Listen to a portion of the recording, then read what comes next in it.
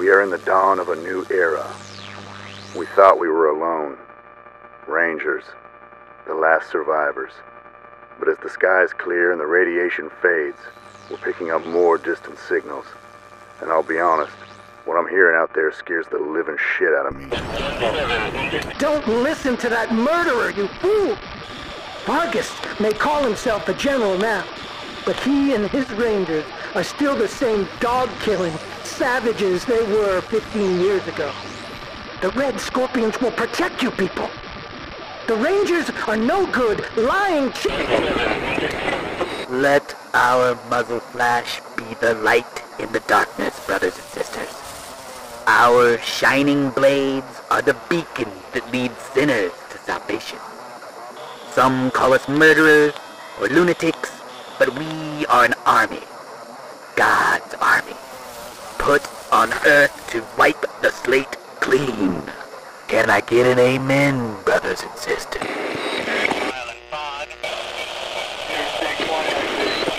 Matthias is your savior. He will make you into a perfect union of man and machine. A race of synthetic warriors who will destroy those butchers in Arizona and bring our clean and perfect future to all corners of the world.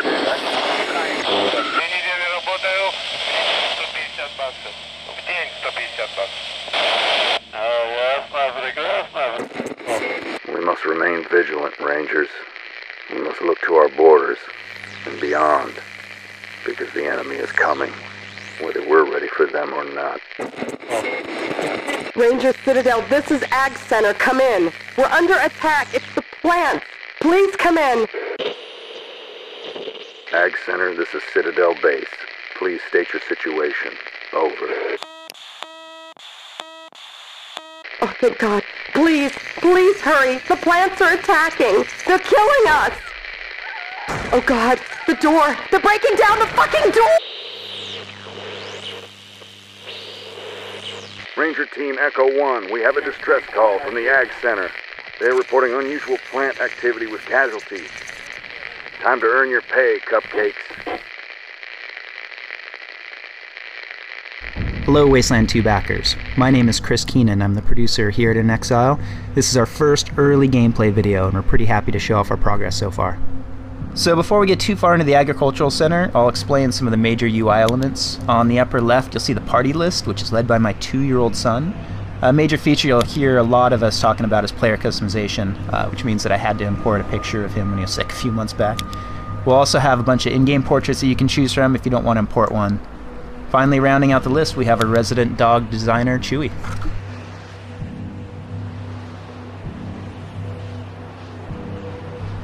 So early on, we promised customizable UI. You can drag each one of the modules around the screen to change its size or orientation by unlocking it. On the lower left, we have the action bar. You'll find a lot of the general gameplay buttons here, your equipped weapon, action point indicators, and combat. The middle is a skill bar. There's over 30 skills in the game, and you can put your 6 most used per character in each one of these slots. And this one is the text window, which we use very heavily to keep the same narrative feel of the original Wasteland. Definitely keep an eye on it throughout the demo.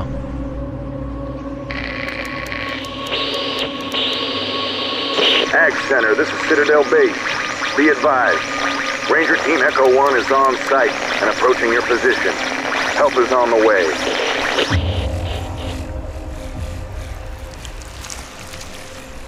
Now we're coming across some enemies for combat. By selecting the icon for perception, you can do a skill check on the enemies and have a possibility of seeing some additional enemy information as well as their perception cone.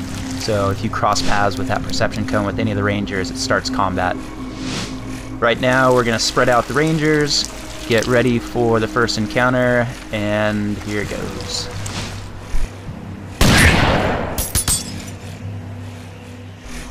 So now that combat has started, we go into a turn-based mode. The rule set is built on the original Wasteland and Mercenary Spies and Private Eyes with some tweaks to it.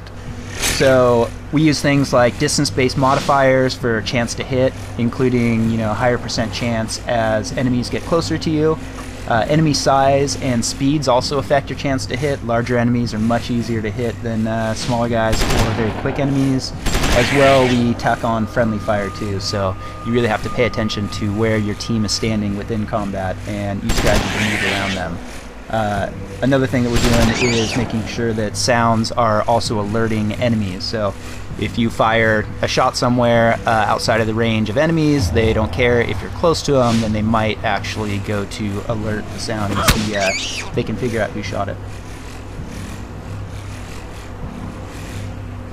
So we do have a hex-based system as well. You can see here that one of the player customization options is we default it off, but if you want to play with the hex grid on, you are more than welcome to do so.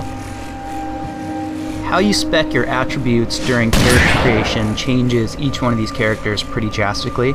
Our backers helped us come up with the classic system, which is coordination, luck, awareness, strength, speed, intelligence, and charisma.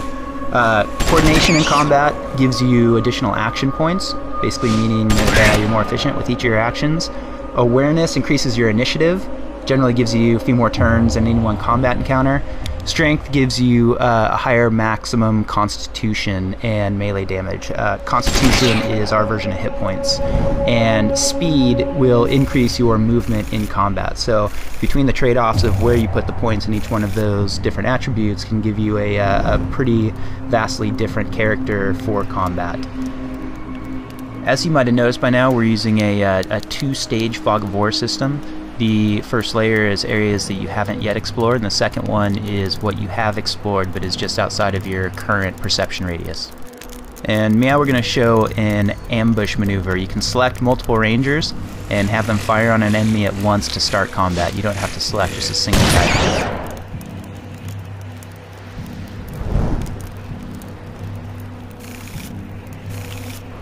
We're coming up on our first locked door, which is going to show off some of the skill usage.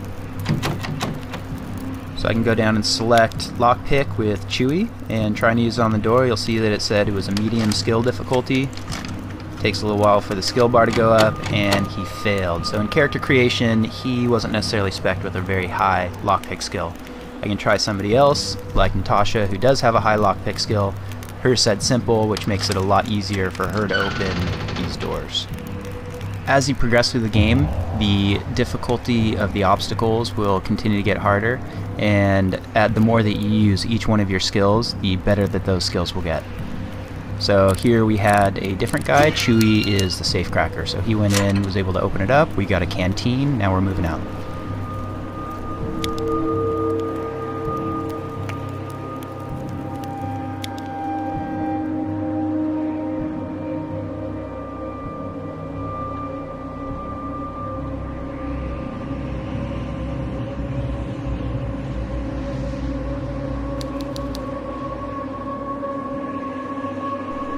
So I told you earlier to keep an eye on the description text window, and one reason for that is that a lot of times we will give you clues as you go through the game for things that you can do within the world. This one here says the ramshackle gate looks ready to collapse under the slightest encouragement, so that gives me a hint. Now I can select brute force with Natasha, have her use it on the gate. Success, and now we made it through. We'll grab the ranger team, move them through the giant vegetables. It looks like they spotted an enemy up north. And we'll use perception on him to see what he can see.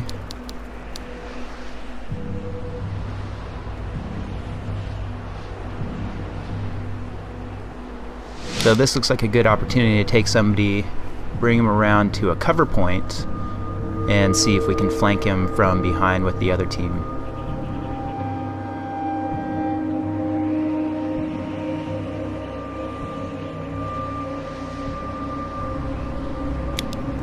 So we're going to take MCA, put him into cover, and have him take a quick shot at the wrecking crew. The wrecking crew guy goes to cover. So cover plays a pretty big part in the game. When you are in cover, anybody shooting at you has a penalty to their chance to hit.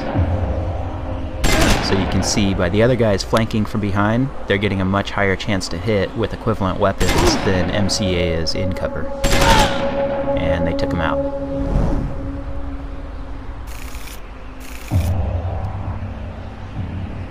We'll get the team back together, move on towards the huge central building, which is the entrance to the agricultural center.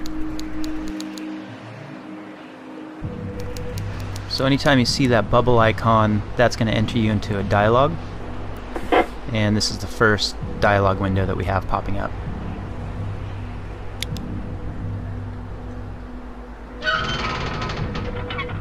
Looks like she let us in. The Rangers are going to make their way into the central complex. After we enter our fake level load, because we haven't implemented it yet, we end up in our first interior. Now the Rangers are introduced to Kathy Lawson. Both Kathy Lawson and Matt Forrestal were some of our first $1,000 backers. In fact, Matt was the very first one that we had. This also gives a good glimpse of the keyword system that we're using. So on the left-hand side, you have your local keywords, and those are ones that Kathy specifically cares about. As you go through the conversation, you will branch into different keywords, or you might close off some other ones, and the ones that you keep will go into the regional keyword section. Also big keywords like missions or anything that is a large item within the world will show up in the regional keyword section.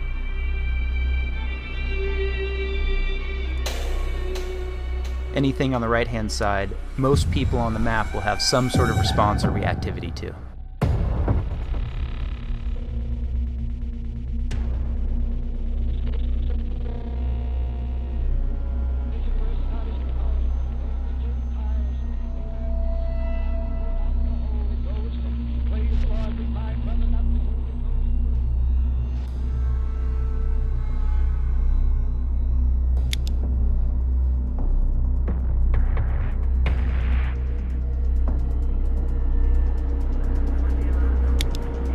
Kathy here is essentially giving the Rangers their first mission to do inside the agricultural center. And they make their way over to Matt Forrestal.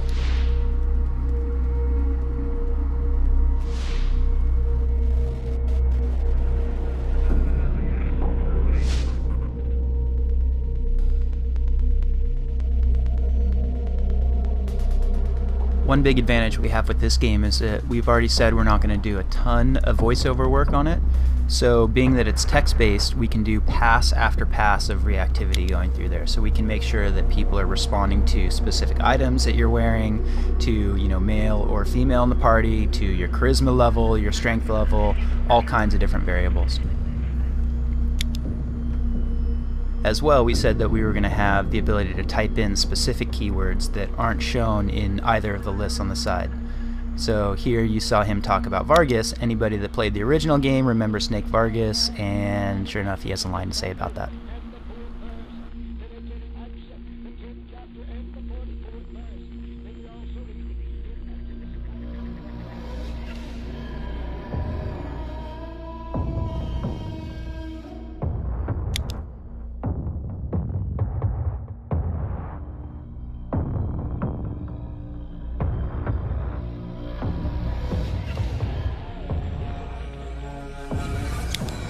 We'll go ahead and finish up the conversation with Matt, and it looks like he's pretty happy with how it went.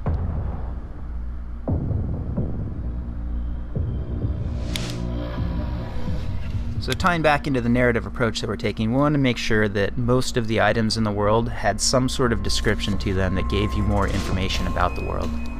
So you'll see that the player chose perception, looked around, anything that highlighted is something that has some sort of descriptive text to it, if you pass the skill check.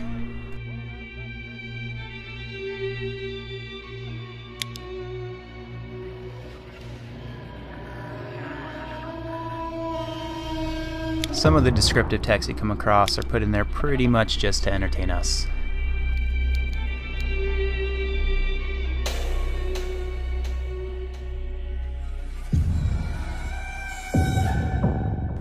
When we originally started the project, we thought we were going to leave a static isometric camera, and the main reason for that was due to the art production. We didn't know if we were going to have enough time to be able to prop out all corners of the world, and our artists so far have done a fantastic job with help from the community, so we are able to actually move the camera around and allow you to control the direction of the camera.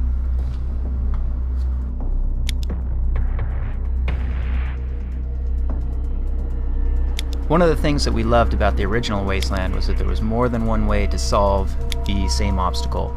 You could use strength on a door to break it down, you can use an RPG to blow it up, you could use demolitions on the door, you could pick it, and we want to make sure that we're keeping the same thing for this game. So lockpick isn't going to be the solution for every single door that you find. This one here, brute force works, later on maybe demolitions work.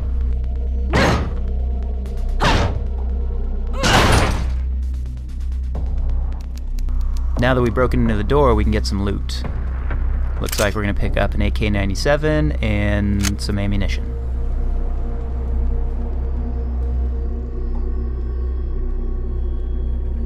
Now we'll grab the rest of the team and continue exploring the halls of the Agricultural Center.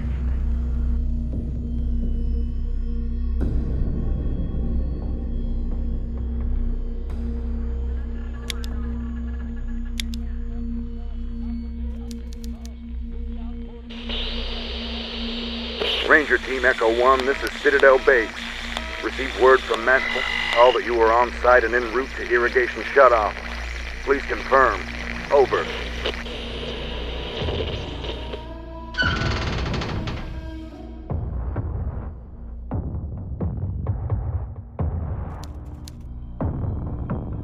Here's a door that the Rangers probably should be using alarm disarm on, and when they don't, bad shit happens.